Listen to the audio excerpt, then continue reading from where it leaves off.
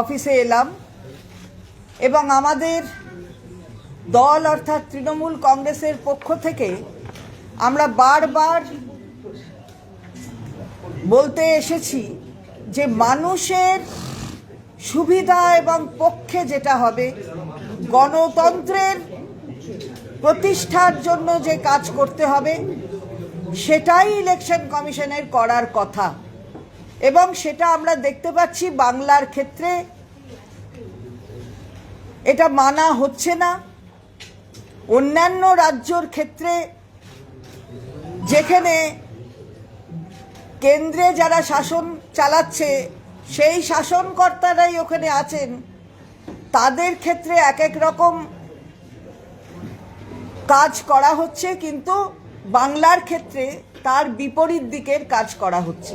আজকে আমাদের এই প্রতিনিধি দল আপনারা দেখেছেন যে আমাদের দলে আমাদের এখানে খুব সিনিয়র মন্ত্রীরা, ক্যাবিনেট র্যাঙ্কের মিনিস্টাররা রয়েছেন। অরূপ বিশ্বাস রয়েছেন, ডক্টর মানস ভূঁইয়া রয়েছেন, মলয় ঘটক রয়েছেন এবং ডক্টর শশী পাজা রয়েছেন। তো আমরা এসে ইলেকটোরাল অফিসার, চিফ ইলেকটোরাল অফিসারের কাছে একটি চিঠি দিয়েছি এবং সেখানে আমরা কতগুলি গুরুত্বপূর্ণ বিষয় তুলে ধরেছি। প্রথম হলো ASDD অর্থাৎ absent, shifted, dead and duplicate. এই যে বাদ দেওয়া হয়েছে অর্থাৎ 58 লক্ষ বাদ চলে গেছে, এই যে বাদ যাওয়া হয়েছে ফর্ম 7, এটা ইআরও নেট থেকে নেওয়া হয়েছে এবং ডিসপোজ করে ফেলে দেওয়া হচ্ছে। যা ইআরও নেট থেকে নিচ্ছে, ইআরওকে যেটা ডিসপোজ করার কথা ইআরওর, সেটা তার হাত থেকে সেই ক্ষমতা নিয়ে নেটের থেকে নিয়ে কেন্দ্রের একটা মানে কেন্দ্রীয় কোনো প্রসেস দ্বারাই সেটা ডিসপোজ করা হচ্ছে। তার মানেটা কি হচ্ছে আমরা জিজ্ঞাসা করতে চাই। আগের বারেও জিজ্ঞাসা করেছি যে আমাদের ওই যে লক্ষ্য ধরে দিয়েছে একটা রাজনৈতিক দল যে 2 কোটি আমাদের তাড়িয়ে দিতে হবে, সেই 2 কোটির দিকে লক্ষ্য রেখে এই 58 লক্ষ হলো একবার, তারপরে এই ধরনের ডিসপোজাল করে 1 কোটি 34 লক্ষ না 36 লক্ষ সেটাও হবে। ওসব চলবে না, আমরা তার বিরুদ্ধে আওয়াজ তুলেছি এবং এসব আমরা মেনে নেব না। সুতরাং এই জায়গায় দাঁড়িয়ে তারা সম্পূর্ণত অগণতান্ত্রিক উপায়ে এবং যা ভারতবর্ষের আইন, সেই আইনকে মোটেই কোনো পাত্তা দিচ্ছেন না।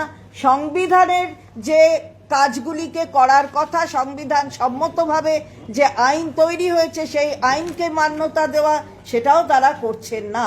এবং ইআরওর যে নির্বাচনী এই প্রক্রিয়াতে তার যে ক্ষমতা, সেই ক্ষমতাটাকে কেড়ে নেওয়া হচ্ছে। এটা চলতে পারে না, ইআরওর ক্ষমতা কেড়ে নেওয়া হচ্ছে। আমরা বলেছি কি করছেন, আপনি বলছেন একটা নোটিফিকেশন করে অর্ডার দিয়ে বলে দিচ্ছেন ডিইও দেখবে, ভেরিফাই করবে, সব কিছু করবে। মানেটা কি? ডিইওর কাজটা কি? ডিইও তো first appellate authority. First appellate authority হচ্ছে DEO under the statute. Representation of people's অ্যাক্টের আন্ডারেও ডিইও, এবং তার আন্ডারে যে রুলস তৈরি হয়েছে ইলেক্টার্স রুলস 1960 সালে, সেই রুলস অনুযায়ীও ডিইও হচ্ছে ফার্স্ট অ্যাপেলেট অথরিটি। তা আপনি যদি তাকেই বলেন যে সেই ভেরিফাই করবে, ইআরওর পাওয়ারটা কেড়ে নিচ্ছেন, তাহলে ফার্স্ট অ্যাপেলেট অথরিটি যদি সেই ভেরিফাই করে বলে দেয়, তাহলে কি আর তার কাছে অ্যাপিল করে কোনো সুরাহা করা যায় হয়? তাহলে এটা একদম একটা স্তরকে উড়িয়ে দেওয়া হচ্ছে। এই প্রক্রিয়া চলতে পারে না, এটা অবৈধ এবং beyond the powers which have been given, যা দেওয়া হয়েছে সংবিধানের পক্ষ থেকে ইলেকশন কমিশনকে। সুতরাং এটা আমরা মেনে নেব না। তৃতীয় ক্ষেত্রে আমরা যেটা বলেছি বারবার, যে ধরুন আজকে এই যে অনেক দিন 7 দিন সময় দিলেন, তো 7 দিনটা হলো কোথায়? 17 তারিখ থেকে হিয়ারিং করার কথা ছিল, আপনারা তৈরি নন।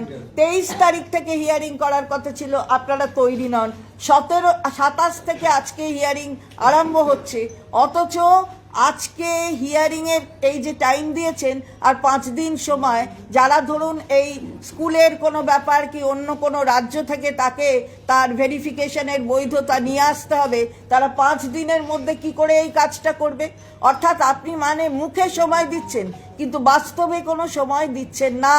এটা আমরা বারবার করে বলে এসেছি চিফ ইলেকটোরাল অফিসারের কাছে। আসল উদ্দেশ্যটা হচ্ছে বাদ দিয়ে দাও, নামটা বাদ দিয়ে দাও। যেখানে আসল গণতন্ত্রের উদ্দেশ্য হচ্ছে ইনক্লুড করা, সেখানে ইন্টেন্সিভের নামে একটা ইনক্লুসিভ যেটা বলা হচ্ছে সেই ইনক্লুসিভনেসটাকে বাদ দিয়ে দেওয়া হচ্ছে। এটা একেবারেই আইন বহির্ভূত, এটা আমরা বললাম।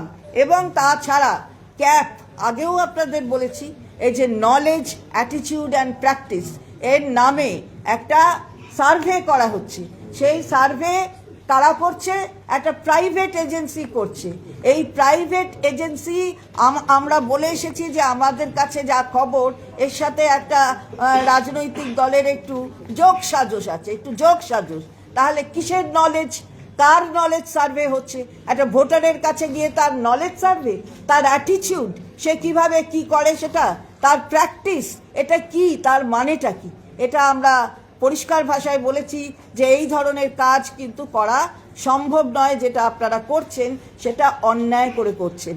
এবং এই যে হিয়ারিং আমরা এই যে নোটিশ দিয়ে বলছেন যে অত দূরে যেতে হবে, আগের দিনও বলা হয়েছে যে 30-40 কিলোমিটার দূরে, এটা এর মানে কি? সে হেঁটে যাবে?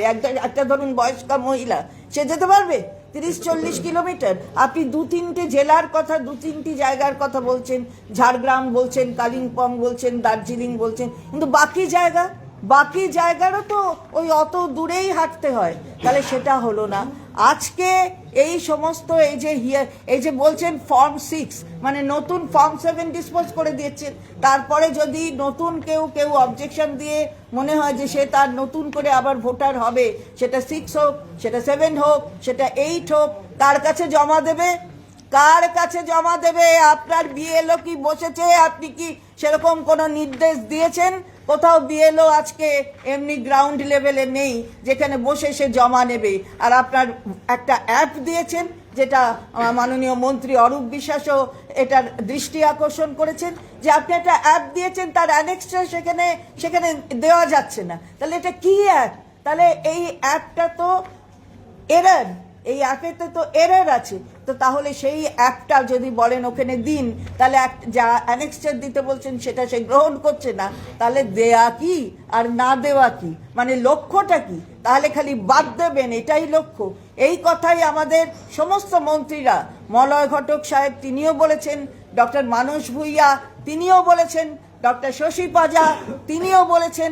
আমরা জোর করে এই কথা বলেছি যে এটা করতে ভাবে এই ধরনের কাজ কিন্তু করা যায় না। এবং আমাদের চিফ ইলেকটোরাল অফিসার তিনি আমাদের বলেছেন যে তিনি ইসিআই এর কাছে আমরা পয়েন্ট ওয়াইজ উত্তর চেয়েছি। আমরা জানি, উই আর অ্যাওয়্যার যে সিইও তিনি হচ্ছেন রিপ্রেজেন্টেটিভ এখানে। আমরা যখন ইসিআই এর কথা কিছু বলবো, ইসিআই এর বিরুদ্ধে, কার কাছে বলবো? আমরা সিইওকেই বলবো, যিনি এই বাংলায় এই আমাদের প্রদেশের চিফ ইলেকটোরাল অফিসার। তাহলে তার কাছে আমরা বলেছি পয়েন্ট ওয়াইজ আপনার আমাদের যতগুলো আমরা পয়েন্ট দিচ্ছি, আপনি কিন্তু একটা উত্তর দিচ্ছেন না। তাহলে পয়েন্ট ওয়াইজ উত্তর আমাদের দরকার। তো উনি আমাদের যেটা বলেছেন সেটা আমরা আপনাদের কাছে বলছি, যে উনি ইলেকশন কমিশনের কাছে আমাদের আমরা যে চিঠি আজকে দিয়েছি সেটিও যেমন পাঠাচ্ছেন, আমাদের দাবি সেগুলো তিনি সেখানে পাঠাচ্ছেন। এবং আমরা আশা করব যে ইসিআই তারা আমাদের একদম পয়েন্ট ওয়াইজ উত্তর দেবে। এবং সঙ্গে সঙ্গে এটাও আশা করব যে সিইও সেটা নিয়ে তিনি আরও বেশি তৎপর হবেন এবং সেটা করাবেন। এগুলোই আমরা মূলত আজকে বলে এসেছি। ভোটারের স্বার্থে, একেবারেই নাগরিকদের স্বার্থে, ভোটারের স্বার্থে রিপ্রেজেন্টেশন অফ পিপলস অ্যাক্টকে একটা বৃদ্ধাঙ্গুষ্টি দেখিয়ে ইলেকটোরাল রোলসের জন্য যে রুলস তৈরি হয়েছে ওই আইনের এখতিয়ারের মধ্যে, সেটাকে একটা বৃদ্ধাঙ্গুষ্টি দেখিয়ে সমস্ত ইলেকটোরেটটাকে এইভাবে ভীত সন্ত্রস্ত করা, এতজন মানুষের মৃত্যু, এসব দায় নেবে কারা? মানুষের স্বার্থে আমরা বলছি, কে কার ভোটাধিকার প্রয়োগ করবে, কার পক্ষে, আমার পক্ষে দিতে হবে, তৃণমূল কংগ্রেসের পক্ষে, এটা ব্যাপার নয়। ব্যাপার হচ্ছে তার অধিকার, সে কাকে ভোট দেবে। কিন্তু আমাদের কর্তব্য হচ্ছে তার ভোটাধিকারকে রক্ষা করা। সেই রক্ষা করার লক্ষ্যে আমরা বারবার আসছি, আপনারা দেখছেন সিইও অফিসে আমরা বারবার আসছি, বলছি, কিন্তু আমরা আমাদের লিখিত কোনো পয়েন্ট ওয়াইজ জবাব আমরা এখনো অবধি পাইনি। দিদির বলা হয়েছিল 85 বছরের যেটা আমরা বারবার বলছি যে ভারতীয় গণতন্ত্রে ভারতবর্ষের নাগরিকরা সরকার গঠন করেন, তারা নির্বাচিত করেন। কিন্তু আমরা দেখতে পাচ্ছি যে বারবার কেন্দ্রীয় সরকার তিনি ভোটার ঠিক করে দিচ্ছেন। প্রথম কথা যে 55 লক্ষ নাম বাদ দেওয়া হলো, তার তালিকা তো যে কোনো মানুষ পেতে পারেন, পাবলিক ডোমেনে আসা উচিত। কেন এই 55 লক্ষ মানুষের নাম পাবলিক ডোমেনে আনা হচ্ছে না? এটাই তো একটা সবথেকে বড় ষড়যন্ত্র, একটা বড় কেলেঙ্কারি। এই 55 লক্ষের নাম ইলেকশন কমিশন তার ওয়েবসাইটে দিক, যে এই কারণেই 55 লক্ষের নাম বাদ গেছে, সেটা দিচ্ছেন না। হিয়ারিং চালু হয়ে গেল, জীবিত মানুষ কয়েক হাজার তাদের মৃত দেখানো হয়েছে, এমনকি জনপ্রতিনিধি, কাউন্সিলর, তাদের পর্যন্ত মৃত দেখানো হয়েছে। আজকে যে ফর্ম 6 ফিল আপ করবে বলছে অনলাইনে করুন, আর অনলাইনে যখন করাই যাচ্ছে সেটা দেখছে পুরনো একটা অ্যাপ যেখানে অ্যানেক্সার ফোন নেই। এদিকে বলছে অ্যানেক্সার 4 দিতে হবে, কিন্তু অ্যানেক্সার ফোন নেই। আজকে বলার পর ওনাদের টনক নড়লো, এরকম অবস্থা, ঠিক আছে আমরা এবার তাহলে দেখছি। তাহলে আমরা বলবো আর আপনি করবেন, তার মানে তো একটা উদ্দেশ্য সঠিক। যে টার্গেট কেন্দ্রীয় সরকার এবং বকলমে যে বিজেপির যে অফিস, নির্বাচন অফিস তো নয়, এটা নির্বাচনী কার্যালয় নয়, এটা ইলেকশন অফিস নয়, এটা হচ্ছে পুরোপুরি বিজেপির অফিস। যেটা বিজেপি ঠিক করে দিচ্ছে যে টার্গেট, সেটাই ফুলফিল করার চেষ্টা করছেন এই নির্বাচন কমিশন।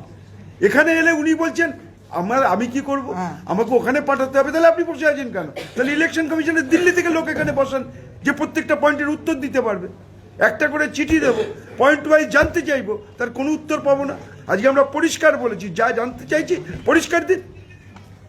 পাবলিক ডোমেনের ব্যাপার তো, আমাদের চিঠি পাবলিক ডোমেনে দিন, আর আপনার উত্তরও পাবলিক ডোমেনে দিন, পাবলিক জানুক। আমরা বাংলার মানুষের জন্য লড়াই করছি, একটা বৈধ ভোটারের নাম আমরা কাটতে দেবো না।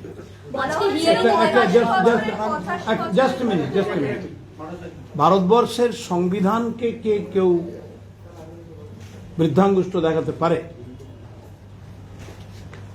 1950 people's representation act, 1960 electors rules, কেউ কি ডিফাই করতে পারে? পারে কি? পারে না। এখানে ERO is a statutory authority under Constitution. Nobody can snatch any authority of ERO for hearing and went for de novo rejection of 58 lakh voters. What is the proof? কারণ হাজার হাজার তথ্য আসছে যেগুলো খুব বাজেভাবে তাদের কেটে দেওয়া হয়েছে না। আমরা বললাম what is the circular of D novo, show us. উনি বললেন ইলেকশন কমিশন থেকে বলেছে, করেছে, আমরা দেখছি। Give us the D novo circular of the election commission to reject the voters. ধরুন আমি এসছি কলকাতা 3 দিন কাজে, আমার বাড়িতে গেছে, 3 দিন পাইনি, আমার নাম কেটে দিয়েছে। মানে আমি একটা উদাহরণ দিলাম। আপনি পড়তে কলকাতার একটি হোস্টেলে আছেন, লেডিজ হোস্টেলে 6 দিন ধরে আছেন, আপনার বাড়িতে 3 দিন গেছে, আপনাকে দেখতে পাইনি, আপনার নাম কেটে দিয়েছে। These are call shifted voters. তাহলে এই যে শিফটেড ভোটাররা ডিনোভো কেটে দিলেন, তাদের তো হিয়ারিং এ ডাকতে হতো by ERO। DEO, district magistrate, is the first appellate authority. He cannot intervene, he shall not intervene except the appellate authority job. The ERO is the nodal person, an officer, who is the first person who will take the hearing. তার অথরিটিকে আপনি road করে দিলেন। আমরা বললাম circular দিন, বলে election commission. What is going on? এটা কি একটা বাংলার ক্ষেত্রেই হবে, পশ্চিম বাংলার ক্ষেত্রেই হবে? এখানে তৃণমূল কংগ্রেসের সরকার এবং মুখ্যমন্ত্রী মমতা ব্যানার্জি আছেন বলেই কি এই ধরনের সব অপকীর্তি হয়? In the name of election commission, it shall not go. আমরা বলেছি পয়েন্ট টু পয়েন্ট আপনি দিন। আমি নিজে 41টা ইলেকশন দেখেছি, 41 election, and I conducted 41 elections. What is going on? This is absolutely illegality and pushing effect with politicalization effect on the constitutional authority. Absolutely evade করছে constitution. This is dangerous. বলছি আজকে hearing এ দেখা যাচ্ছে অনেক বৃদ্ধ মানুষ, তাদেরকে ডাকা হচ্ছে, তাদের 2002-তে নাম ছিল, কেন ডাকা হচ্ছে তারা কিন্তু সেটা ওয়াকিবহাল নয়, কি বলবেন? আমরা তো বারবার এই কথাই বলছি যে কিছু কোনো রকমের কিছু ব্যবস্থা না নিয়ে কাদের কি করবেন, ডাকবেন, কেন বা ডাকা হচ্ছে, তাদের নাম রয়েছে তারপরে কেন ডাকা হচ্ছে, এটা একটা যে উদ্দেশ্য প্রণোদিতভাবে এদেরকে হ্যারাস করা এবং তার মাধ্যমে একটা ভীতি তৈরি করা সবার মধ্যে, এইটা তো কারণ। বাংলা হলেই এই ভীতি তৈরি করতে হবে, অন্যান্য জায়গায়ও এই ইলেকশন হবে অথবা তারাও এই SIR এর মধ্যে এই যেগুলো প্রদেশ আছে সেগুলো ইনক্লুডেড আছে, কিন্তু অন্য জায়গায় এই ধরনের কাজ হচ্ছে না। বাংলাকে ধরো আর বাংলাকে মারো, এটা যদি হয় তাহলে বাংলা জানে যে তোমাদের কি করতে হবে। এটা একটা পরিষ্কার প্রথম দিন থেকে আমাদের দল, আমাদের নেত্রী মমতা বন্দ্যোপাধ্যায়, আমাদের সেনাপতি অভিষেক বন্দ্যোপাধ্যায় বারবার যেটা বলেছি, এটা হচ্ছে একটা বিজেপির ষড়যন্ত্র, একটা চক্রান্ত। তারা ইচ্ছাকৃতভাবে একটা টার্গেট বেঁধে দিয়েছে এবং তাদের পুতুল হিসেবে ইলেকশন কমিশন এই কাজগুলো করছে। আমি মনে করি যে ইলেকশন কমিশন কোনো ইলেকশন কমিশনই নয়, এরা হচ্ছে বিজেপির বি টিম। যা বিজেপি বলছে সেই টার্গেট ফুলফিল করার স্বার্থেই তারা মানুষের প্রকৃত নাগরিক, বৈধ নাগরিক, তাদের ভোটাধিকার কেড়ে নেওয়ার চেষ্টা কমিশনের তরফে বলা হয়েছিল যে 85 বছরের ঊর্ধ্বে যাদের বাড়ি গিয়ে হিয়ারিং হবে, কিন্তু আজকে দেখা গেল সম্পূর্ণ অন্য চিত্র। হাঁটতে পারছে না এমন বয়স্ক মানুষজন, অসুস্থ, যারা অসুস্থ তারা ভাবুন, যারা বেড রিটেন তাদের কি অবস্থা হবে। এটাই আমরা বলেছি, আগের দিনেও এসে বলেছি যে সিনিয়র সিটিজেন অবধি বলুন যে তাদের এটা আর কিচ্ছু নয়, 85-রও বাড়ি যাচ্ছে না। টু ফুলফিল দি টার্গেট। এমনকি সাংসদ কাকুলি ঘোষের মাকেও আজকে এইভাবে এদের এটা আমরা বারবারই বলছি, টু ফুলফিল দি টার্গেট। যে টার্গেট বিজেপি থেকে বলে দেওয়া হয়েছে, যেন তেন প্রকারেণ কোনো আইন নেই, সংবিধান নেই, পিপলস অ্যাক্ট নেই, কোনো কিছু নেই, নাম বাদ দিতে হবে, তার চক্রান্ত ইলেকশন কমিশন বিজেপির বি টিম হিসেবে করছেন। এই কথা প্রথম দিন থেকে বলেছি, আজও বলছি। সাংসদের পরিবারের লোকের নাম বাদ গেল যারা দীর্ঘদিন ধরে ভোট দিয়ে আসছিলেন, এটা নিয়ে আপনারা আর তার থেকেও তো বড় সাংসদের বাড়ির লোক, আপনাকে তো বলছি জনপ্রতিনিধি, কাউন্সিলরদের নাম মৃত হিসেবে দেখানো হয়েছে, রানিং কাউন্সিলর। বলছি সাংসদের মাঠ ক্ষেত্রে কমিশনের বক্তব্য যে ফর্ম অসম্পূর্ণ ছিল, মানে 2002-এর সঙ্গে লিঙ্ক ছিল না, এমনটা বলছে কমিশন, কোনো 2002-এর সঙ্গে লিঙ্ক ছিল না। আপনি যাদের নোটিশ পাঠিয়েছে দেখেছেন কোথাও স্পেসিফিক কিছু লেখা আছে? না। কেন আমাকে ডাকা হচ্ছে, আমার কোন ডকুমেন্টসে পাওয়া যাচ্ছে না, কোন ডকুমেন্টসে আমার ভুল আছে, সামান্য নামের ভুল, সামান্য একটা পদবীর ভুল।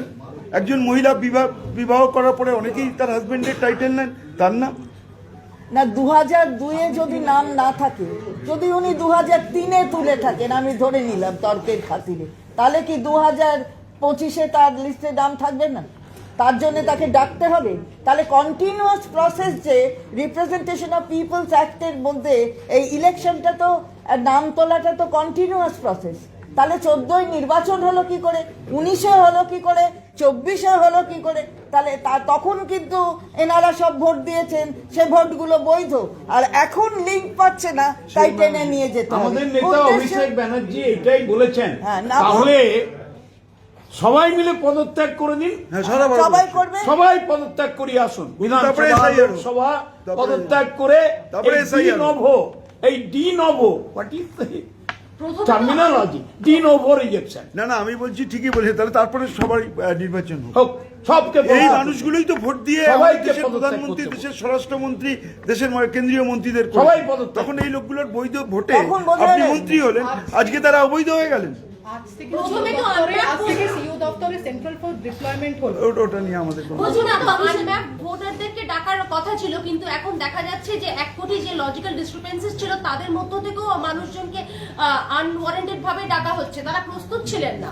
আমরা তো আমার আগেই বক্তব্য বলেছি, একটা, আমরা এটাই আমি বলেছি আগে। ধরুন কোথাও ভুল করেছি অথবা আমার কোনো পেপার মিসিং আছে, তাহলে আমাকে যখন ডাকা হবে তো পরিষ্কারভাবে বলতে হবে তো এই কারণে। এই কাগজটা নিয়ে আসুন। এটা ভারতবর্ষের আইন, এটা এটাই তো বলে, নিয়ম। এটা প্রিন্সিপাল কোথায় সেটা লেখা থাকছে? একটা নোটিশ আমাকে চলে যাচ্ছে। এটা প্রিন্সিপালস অফ ন্যাচারাল জাস্টিস, ভারতবর্ষের আইন। আইনে হচ্ছে যাকে ডাকছেন, যাকে আপনি হিয়ারিং বলছেন, তাকে হিয়ারিং কিসের জন্য তাকে ডাকছেন সেটা বলতে হবে। আপনি যখন তাকে বাদ দেবেন কিংবা রাখবেন তার জন্য একটা স্পিকিং অর্ডার দিতে হবে। এটা আমরা বারবার বলে এসেছি। এই যে একটা লক্ষ্য, যে ওই যে বলে দিয়েছে 1.5 কোটি না 2 কোটি বাদ দিতে হবে, এই লক্ষ্যে যেটা প্রশ্ন এক্ষুনি করলেন আপনারা, যে যাদের লজিক্যাল ডিসক্রিপেন্সির মধ্যে যারা রয়েছে তাদেরকেও আপনারা ডাকছেন, ডেকে হিয়ারিং করাচ্ছেন, এটা কি হবে? এটা কি? কমিশন জানাচ্ছে যে সিএ সার্টিফিকেট থাকলে ফর্ম 6 দিতে পারবে নতুন ভোটার, তাহলে মতুয়াদের ক্ষেত্রে তো অনেকেরই সার্টিফিকেট নেই। এটা এখনো আমরা কোনো অর্ডার পাইনি। আচ্ছা, বলছি চিফ ইলেকশন কমিশনার মানে জ্ঞানেশ কুমার আজকে ভুবনেশ্বরে গেছেন, সেখানে কিন্তু বিএলওদের সঙ্গে মিটিং করবে। বাংলার ক্ষেত্রে কিন্তু সেটা দেখা যায়নি। দেখুন সেটা তো সেটাও- তাদের ব্যাপার, কারণ উনি যদি জানেন যে এখানে যারা রয়েছেন তাদের দিয়েই বিজেপির লক্ষ্যমাত্রা পূরণ হবে, তার জন্য তিনি আসছেন না। তিনি যদি ভাবতেন যে ভারতবর্ষের বাংলার যারা প্রকৃত নাগরিক তাদের ভোটাধিকার রক্ষার জন্য যদি ইলেকশন কমিশনের যেটা মূল কাজ, সেই কাজটাই যদি তার লক্ষ্য থাকতো তাহলে তিনি আসতেন, কথা বলতেন, রাজনৈতিক দলগুলোর সঙ্গে কথা বলতেন। তিনি করছেন না। তাকে যে টার্গেট দেওয়া হয়েছে তিনি সেই টার্গেট, বিজেপি থেকে চিফ ইলেকশন কমিশনকে যে টার্গেট দেওয়া হয়েছে তিনি সেই টার্গেট ফুলফিল করার জন্যই কাজ করছেন। উড়িষ্যায় গেছেন, একটু গল্প মানে বিজেপিরই তো বি টিম, বিজেপির সঙ্গে একটু গল্প করতে গেছেন উড়িষ্যায়। Thank you.